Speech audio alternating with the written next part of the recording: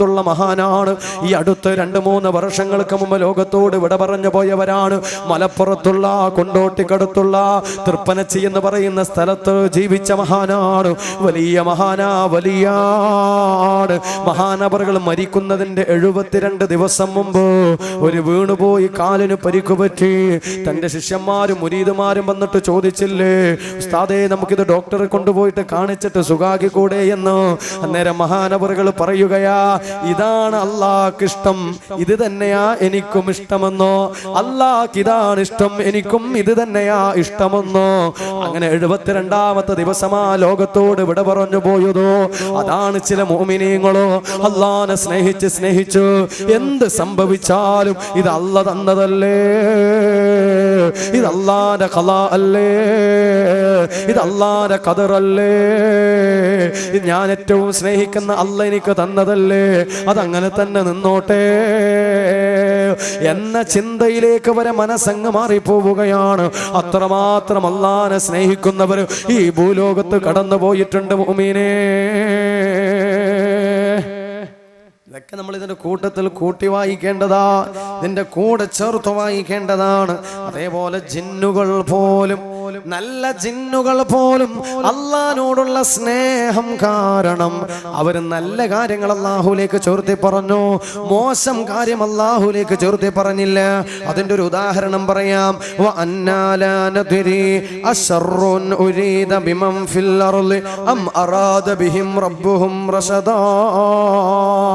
ഇതെന്താ ആയത്തെന്നറിയോ? അഥവാ ജിന്നുകളുടെ കട്ടുനോട്ടത്തെ കുറിച്ച്, ജിന്നുകളുടെ കട്ട് കേൾക്കലിനെ കുറിച്ച് പ്രതിപാദിക്കുന്നൊരു വിഷയമാണ്. ഭൂമിയിലുള്ള മനുഷ്യന്മാർക്ക് എന്തെല്ലാമാണ് അല്ലാഹു തീരുമാനിച്ചത് എന്നറിയാൻ ജിന്നുകൾ കട്ട് കേൾക്കുന്നൊരു സ്വഭാവമുണ്ട്. മലക്കുകളുടെ സംസാരമൊക്കെ കട്ട് കേൾക്കുന്നൊരു സ്വഭാവമുണ്ട്. പക്ഷെ ഈ കാലം ഇപ്പൊ പിന്നെ അത് കഴിയുന്നില്ല, ഈ സമയത്ത് അതിന് സാധ്യമാകുന്നില്ല.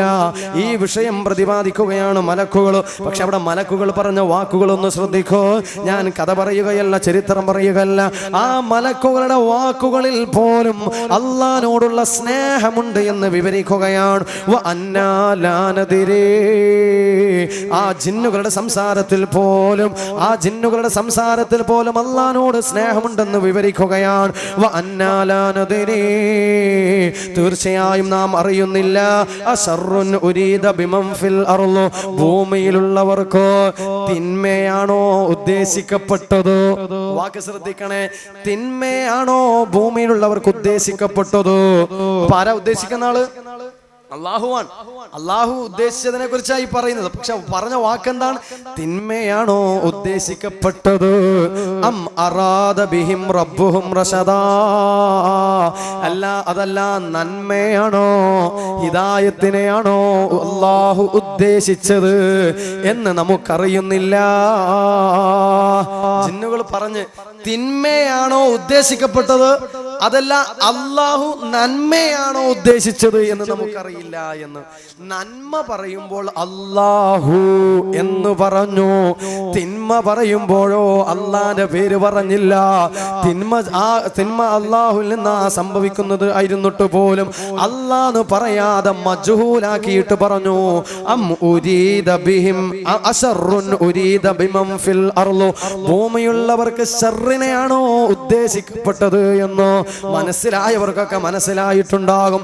തിന്മ പറയുമ്പോൾ അല്ലാഹുവിന്റെ പേര് പറഞ്ഞില്ല, അത് മജ്ഹൂലാക്കിയിട്ട് കർമ്മണി പ്രയോഗത്തിൽ പറഞ്ഞു. എന്നാൽ നന്മ പറയുമ്പോഴോ അം അറാദ ബിഹിം റബ്ബുഹും റശദാ, നന്മ പറയുമ്പോൾ അല്ലാഹ് റബ്ബ് എന്ന് പേര് പറഞ്ഞിട്ട് തന്നെ പറഞ്ഞു. ഇതാണ് ആ നല്ല ജിന്നുകളുടെ സ്വഭാവം. അല്ലാഹുവിനെ സ്നേഹിച്ചപ്പോ നല്ലതെടുത്തു പറയുകയും നല്ലതല്ലാന്റെ പേരിന്റെ കൂടെ ചേർത്തി പറയുകയും തിന്മ പറയേണ്ടി വരുമ്പോ തിന്മയായ വാക്കുകൾ ഉച്ചരിക്കേണ്ടി വരുമ്പോ അല്ലാഹുവിന്റെ പേര് പറയാതെ പറയുകയും ചെയ്തു. നമ്മളോ, നമുക്ക് എന്തെങ്കിലും രോഗം വന്നാൽ നാട്ടാരോട് മുഴുവൻ പറയും, പടച്ചോൻ എനിക്ക് എന്നെ രോഗം തരുന്നു, പടച്ചോൻ എനിക്ക് എന്നെ രോഗം തരുന്നു. ചില ഭർത്താക്കന്മാരുടെ സ്വഭാവം അങ്ങനെയാണ്. അതായത് മക്കള് നല്ലതെന്തെങ്കിലും ചെയ്താൽ മോനെ ഇങ്ങനെ എടുത്തിട്ട് പറയും. 3 വയസ്സുള്ള മോൻ എന്തെങ്കിലും നല്ല വാക്ക് പറഞ്ഞാൽ മോൻ ഇങ്ങനെ എടുത്തിട്ട് ഓളോട് പറയും, കണ്ട എന്റെ മോനെ നോക്കിയാട്ടെ നല്ല മോന്, അല്ലേ? ഇതേ മോനൊന്ന് മൂത്രമൊഴിച്ചാൽ മതി, ഖദീജ എൻ്റെ മോനതാ മൂത്രമൊഴിച്ചിട്ട്. അങ്ങനെ നല്ലതെല്ലാവരും തന്നിലേക്ക് ചേർത്തി പറയാൻ ഭയങ്കര ആഗ്രഹിക്കുന്നുണ്ട്. എന്നാൽ നന്മ പറയുമ്പോൾ അത് അള്ളാഹുവിലേക്ക് ചേർത്തി പറഞ്ഞു, തിന്മയോ അത് സ്വന്തത്തിലേക്ക് ചേർത്തി പറയുന്നു, അത് അള്ളാഹിന്റെ പേര് പറയാതെ പറയുന്നു. അത് അള്ളാഹുവിനെ പ്രണയിക്കുന്നവരുടെ വാക്കുകളിൽ ഒളിപ്പിച്ചു വെച്ച സ്നേഹമാ. അതുകൊണ്ട് വിഷമങ്ങളും പ്രയാസങ്ങളും ദുരിതങ്ങളും സങ്കടങ്ങളും വരുമ്പോ പടച്ചോൻ എനിക്കെന്നെ തരുന്നു എന്ന് പറഞ്ഞിട്ട് പരാതി പറയല്ല. ടെൻഷൻ ഫ്രീ ലൈഫ് നമുക്ക് ചർച്ച ചെയ്യാനുള്ള വിഷയമാണ്. അവിടെ നമുക്ക് ഈ വിഷയം കൂടുതൽ വിശദമായിട്ട് തന്നെ ചർച്ച ചെയ്യാവുന്നതാണ്. ഏതായിരുന്നാലും എൻ്റെ പ്രിയപ്പെട്ട മുഅ്മിനേ, അള്ളാഹുവിനോടുള്ള സ്നേഹം ഇങ്ങനെ മനസ്സിൽ നിറച്ചു വെക്കാൻ സാധ്യമാവണം.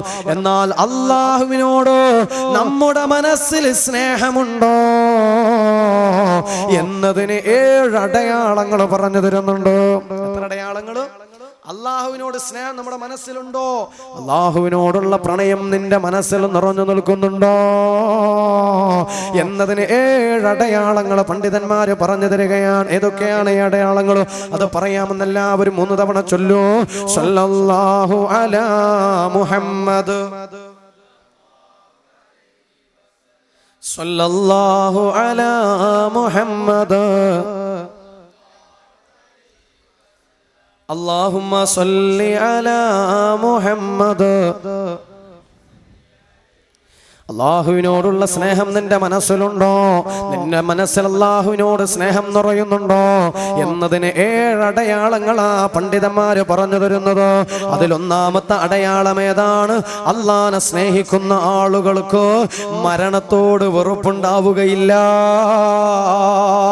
മരണത്തോട് വെറുപ്പുണ്ടാവുകയില്ല. അപ്പൊ നമ്മൾ പറയാറില്ല, ഉസ്താദേ ദീർഘായുസ് തരണേ എന്ന് ദുആർക്കാറില്ലേ? അത് മരണത്തോട് വെറുപ്പുള്ളത് കൊണ്ടല്ലേ? അല്ല, മരണത്തോട് വെറുപ്പുള്ളത് കൊണ്ടല്ല, മറിച്ച് നമ്മുടെ അമലുകൾ കുറവാ, ഇബാദത്ത് കുറവാ, നന്മ കുറവാ. ഈ കുറഞ്ഞ ഇബാദത്തുമായിട്ട് പടച്ച തമ്പുരാന്റെ കോടതിയിലേക്ക് പോയി കഴിഞ്ഞാൽ അവിടെ രക്ഷ കിട്ടുകയില്ലല്ലോ എന്ന് ചിന്തിച്ചുകൊണ്ടോ ആരോഗ്യമുള്ള ദീർഘായുസിന് വേണ്ടി ദുആ ചെയ്യുകയാ. ആ ദീർഘായുസിന്റെ സമയങ്ങളിൽ ഒരുപാട് നന്മകൾ ചെയ്തിട്ടോ അള്ളാന്റെ സ്വർഗം സമ്പാദിക്കാമല്ലോ എന്ന് ചിന്തിച്ചുകൊണ്ടാ ദീർഘായുസിന് വേണ്ടി പ്രാർത്ഥന നടത്തുന്നത്. അത് മരണത്തോട് വെറുപ്പുള്ളത് കൊണ്ടല്ല. അള്ളാഹുവിനോടുള്ള സ്നേഹം മനസ്സിൽ കാത്തു സൂക്ഷിക്കുന്ന മുഅ്മിനീങ്ങളുണ്ടല്ലോ, അവർക്ക് മരണത്തോട് വെറുപ്പില്ല. മരണത്തോട് വെറുപ്പ് വരൂല എന്നത് അള്ളാഹുവിനോടുള്ള സ്നേഹം മനസ്സിലുണ്ടോ എന്നതിന്റെ 7 അടയാളങ്ങളിൽ ഒന്നാമത്തെ അടയാളമാ. ഈ ഓരോന്നും പഠിക്കണം. ലാസ്റ്റ് ചിലപ്പോൾ ചോദിക്കും 7 അടയാളം ഏതൊക്കെയാണ്? അപ്പൊ ഓരോ പെണ്ണുങ്ങളും പറയേണ്ടി വരും. അതുകൊണ്ടൊന്ന് ഓർത്തു വെച്ചോ. അള്ളാഹു അനുഗ്രഹിക്കട്ടെ. മൻ അഹബ്ബ ലിഖാ അല്ലാഹി അഹബ്ബല്ലാഹു ലിഖാഅഹു. അള്ളാഹനെ കണ്ടുമുട്ടാൻ ആരെങ്കിലും ഇഷ്ടപ്പെടുകയാണെങ്കിൽ അവനെ കണ്ടുമുട്ടാൻ അള്ളാഹും ഇഷ്ടപ്പെടുന്നു. അതാ മരണത്തോട് വെറുപ്പ് തോന്നൂല, മരണത്തോട് വെപ്രാളം തോന്നൂല.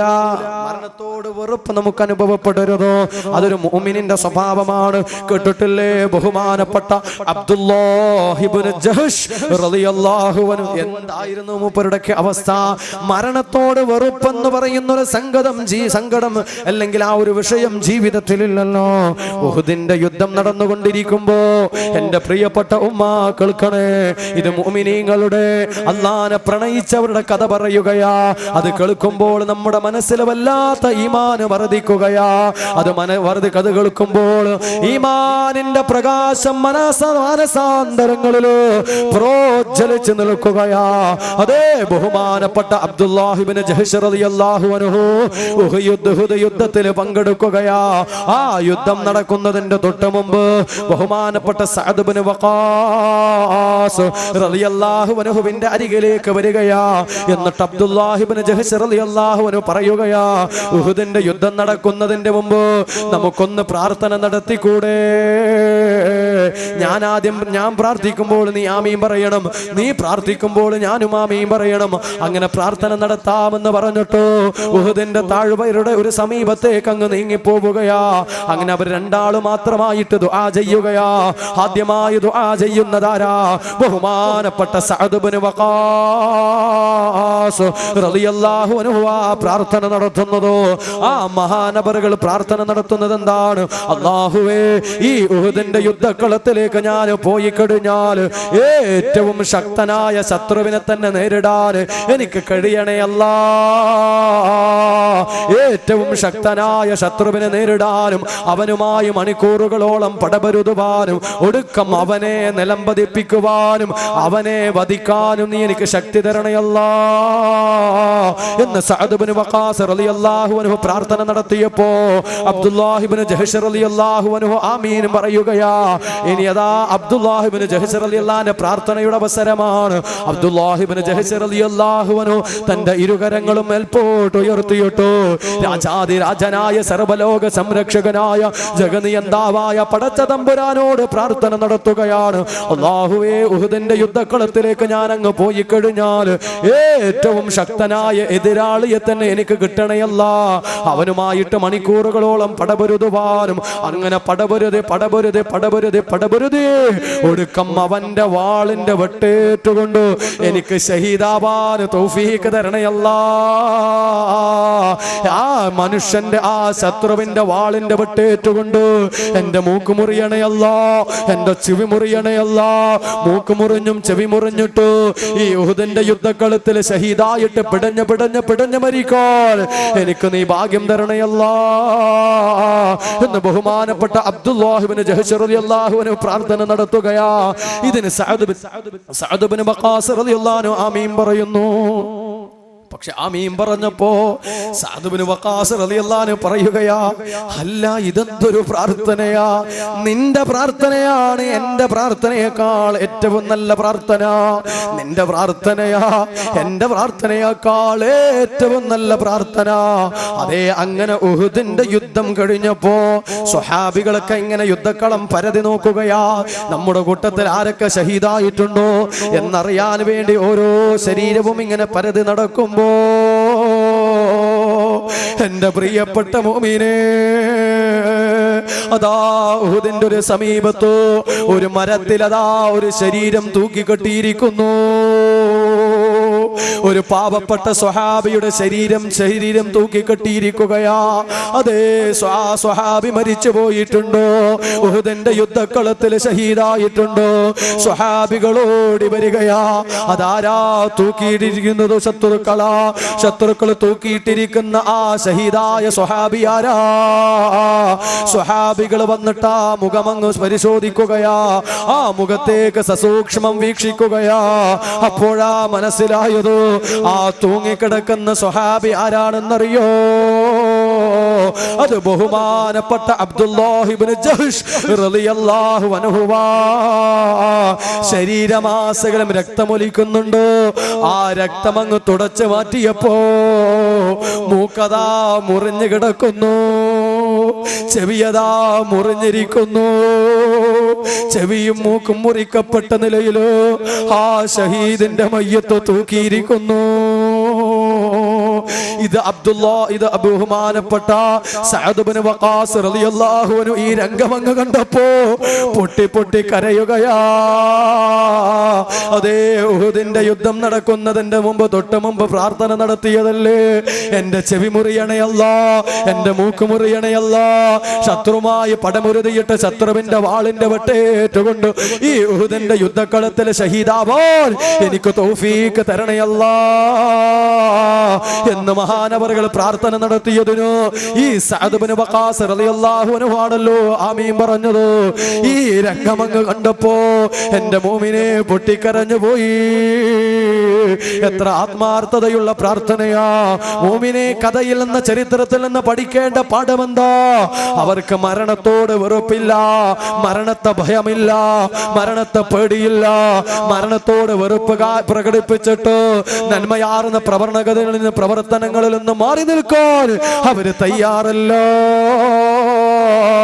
നന്മ ചെയ്യുന്ന സമയത്ത് മരിക്കേണ്ടി വന്നാൽ പോലും അതിന് സ്വാഗതം ചെയ്തവരാണ് പ്രിയപ്പെട്ട റസൂലിന്റെ അനുചരന്മാരെങ്കിലോ, അവരാണ് യഥാർത്ഥ പ്രവാചകനെ പ്രണയിച്ചവരോ.